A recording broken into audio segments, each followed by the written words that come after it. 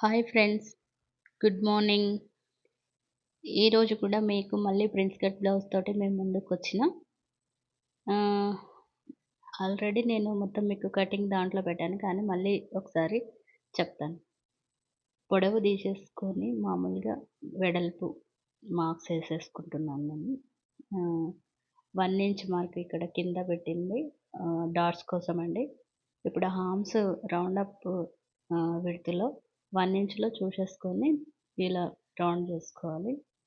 ఇప్పుడు front back మొత్తం ఏ విధంగా ఉందో అది ఫ్రంట్ మొత్తం కట్ చేసుకోవాలి. మనం ఫ్రంట్ నెక్ ఏ మోడల్ కావాలనుకుంటామో ఆ మోడల్ ఇలా కట్ చేసుకోవాలి. ఇప్పుడు ఫ్రంట్ 1 ఇంచ్ నుంచి పైనుంచి కింది వరకు మార్క్ ఏసుకోవాలండి.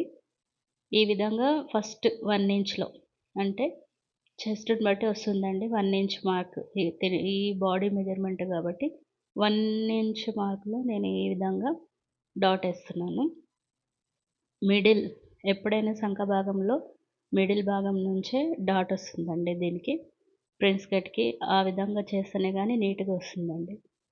ఈ విధంగా మిడిల్ మార్క్స్ 11 ½ ఉంటుంది గదండీ! అక్కడి నుంచి మనం డ్రాప్ అయిపోవాలి. ఎస్ మోడల్‌లో ఉండాలి. లైట్‌గా డౌన్ అప్ అవ్వాలి. ఈ విధంగా మార్క్ ఏసుకోవాలి మిడిల్.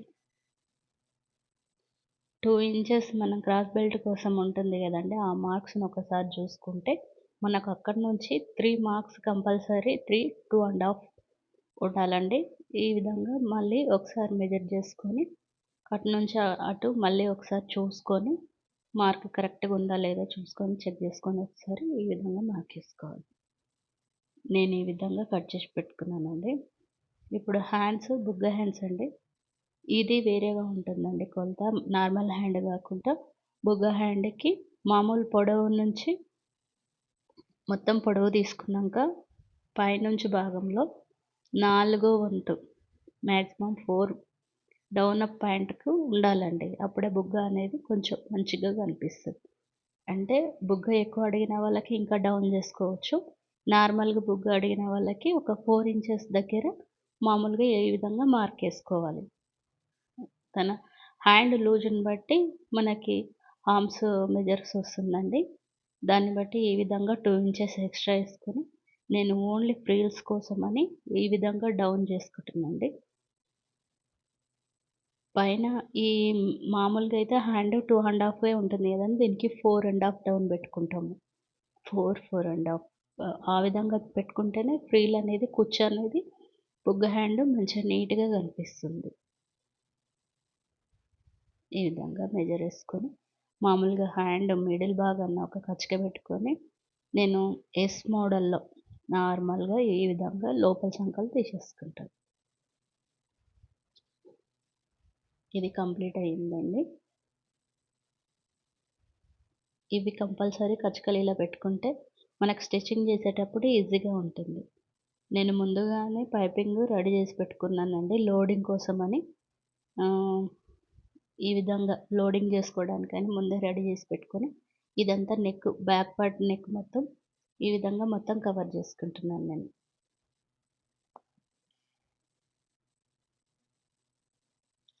జీరో పాయింట్ ఉంటే వేరే టెన్షన్స్ మార్చే అవసరం ఉండదండి. ఈ విధంగా నీట్‌గా వస్తుంది పైపింగు. ఈ విధంగా మొత్తం కంప్లీట్ ఏసుకొని ఒకసారి మొత్తం లైనింగ్ మొత్తం ఆహ్, అవుట్‌లైన్ ఏసుకుంటే అయిపోతుంది. ఫ్రంట్ పార్ట్‌కి నేను ప్యాటర్న్ కట్ చేసుకున్నాను గదండీ ముందుగానే.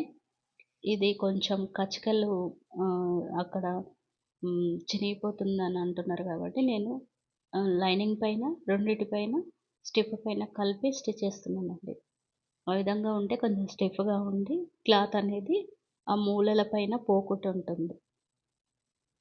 ఈ విధంగా మొత్తం నేను ఫ్రంట్ నెక్స్ ఈ విధంగా రెడీ చేసుకున్నా.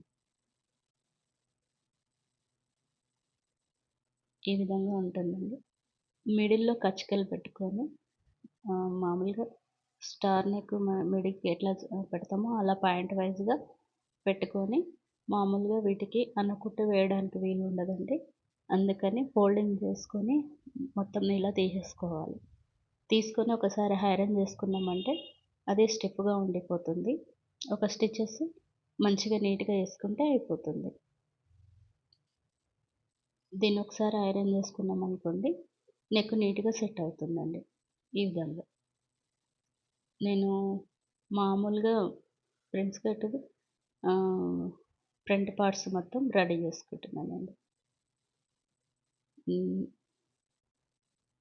అసలెక్కడ గుంజకుండా నీట్‌గా, లైట్‌గా కింది క్లాత్‌ని లూజ్‌గా వదులుకుంటూ, దీన్ని నార్మల్‌గా యేసుకుంటే ఎక్కడ కింద మీద అనేది జరగకుండా ఉంటుందండి క్లాతు. ఈ విధంగా నీట్‌గా వస్తుంది. పఫ్ అనేది మంచిగా కూర్చుంటుంది. నేను ఈ విధంగా వచ్చేస్తుంది.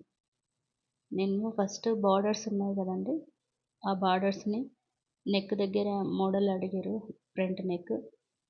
ఈ విధంగా కావాలని అడిగినందుకు నేను బార్డర్స్‌ని 2 బార్డర్స్ చిన్నగా ఉండడం వల్ల అటాచింగ్ చేసుకున్నానండి. ఈ విధంగా స్ట్రెయిట్‌గా ఇక్కడ ఆహ్, ఎక్కడ ఇబ్బంది అనేది ఉండదండి. ముందే ఫోల్డింగ్ చేసుకున్నాం కాబట్టి పైనంగా ఫినిషింగ్ టచెస్ చేస్తే అయిపోతుంది. ఈ విధంగా ఇస్తే చాలు. మార్క్స్ అనేది మామూలుగా ఫ్రంట్ పార్ట్‌కు మార్క్స్ కంపల్సరీ పెట్టుకోవాలండి. ఈ విధంగా పెట్టుకోవడం వల్ల మనకెక్కడ ఏ పాయింట్స్ మిస్ గాకుండా సేమ్ మ్యాచింగ్ అనేది జరుగుతుంది. ఈ విధంగా మొత్తం స్టిచెస్ ఏసుకోవాలండి. ఈ విధంగా కుట్టుకోవడం వల్ల టైమ్ సేవ్ అవుతుంది.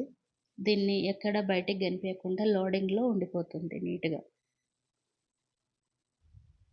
ఈ విధంగా.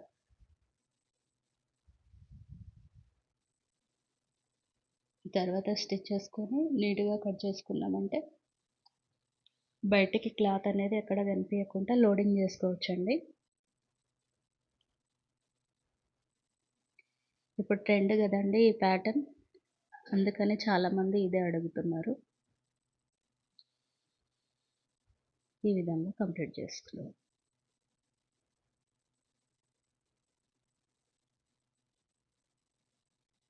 నేను బెల్ట్ అంటే నార్మల్‌గా నేను పైనుంచైనా సరే, కింద నుంచైనా సరే ఏసేటప్పుడు లూజ్‌గా కింది దాన్ని పట్టుకొని కింద క్లాత్‌ని లూజ్‌గా వదిలితే 2 సేమ్ ఒస్తాయండి. ఫ్రంట్ స్కర్ట్‌కి ఇది చిన్న పాయింట్ ఖరాబ్ గాకుండా ఉంటుంది. ఇలా కంప్లీట్ చేసుకోవాలి.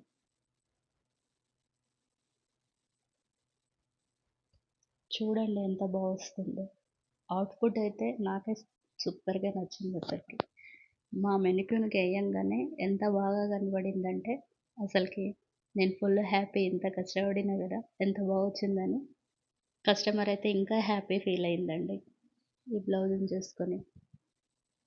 అసలు నా కోసమే కుట్టారా అక్క అన్నట్టుగా మాట్లాడిర్రు. థాంక్స్ అండి. నేను బుగ్గ హ్యాండ్స్ మామూలుగా ఫస్టే ఫ్రిల్స్ పెట్టేసుకొని ఒక 4, 5 ఫ్రిల్స్ అడిగిర్రు కాబట్టి ఎక్కువ ఫ్రిల్స్ లేకుండా మామూలుగా ఇలా స్టిచెస్ ఏసుకోవాలండి. ఈ విధంగా కంప్లీట్ చేసినామనుకోండి, ఈ ఫ్రిల్స్ అనేది ఎక్కువ గాకుండా ఈ విధంగా ఉంటుంది. అవుట్ అవుట్ ఫినిషింగ్ అండి మొత్తం. Last ending time.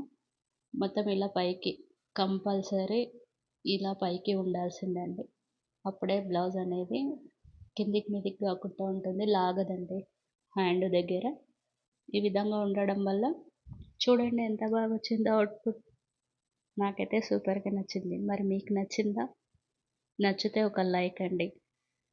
చూడండి బ్యాక్ గాని, ఫ్రంట్ గాని ఎంత బావుందో అసలకి. కస్టమర్ అయితే మాకు ఫుల్ హ్యాపీ ఫీల్ అయ్యారండి. థాంక్స్ అండి.